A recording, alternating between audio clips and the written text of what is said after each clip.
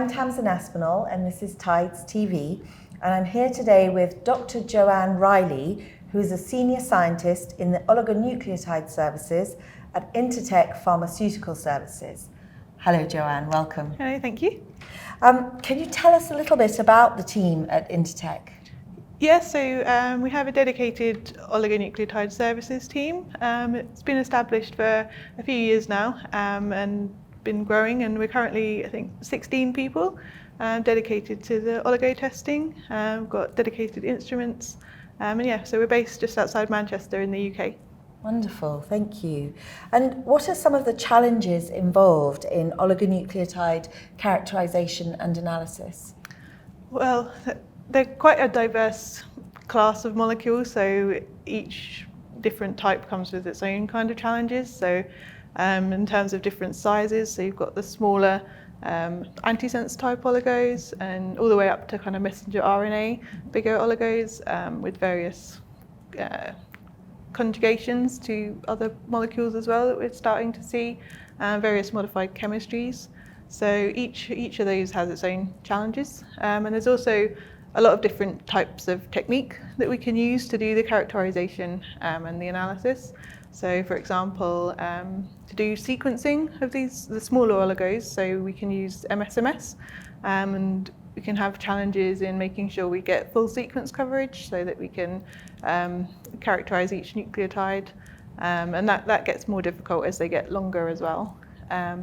We've also got chromatography-based analyses, so we can do assay and impurity testing, and that's typically with ion pair reverse phase chromatography. And we've overcome quite a few challenges in the team in terms of making sure we get the best data out of our instruments. So using best practices and simple things, because these oligos are specifically kind of sensitive to if the instrument isn't quite performing correctly. So we've got various ways to minimise, say, the sodium adduct levels so that we don't see interference.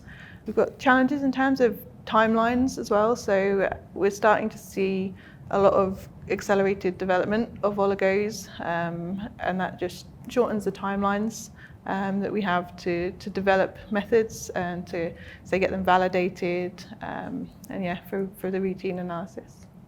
Wonderful, thank you. In the coming decade, what's likely to be the biggest change or development for oligonucleotide testing?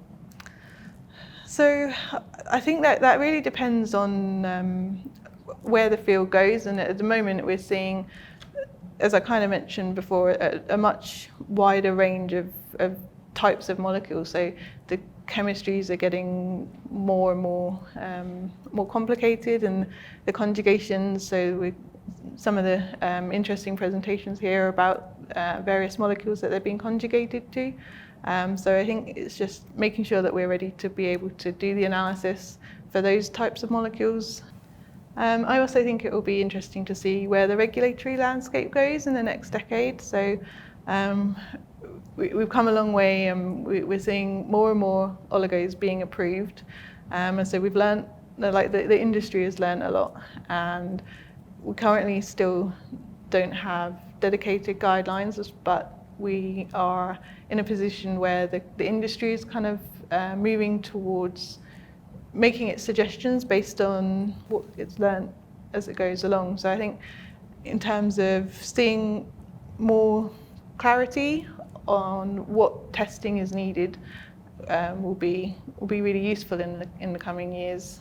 So we're also starting to see more use of personalised medicines, and I think that will be interesting analytically, because those often have very short timelines, and developing methods for the kind of the class of molecule that would be applicable to each different personalised medicine.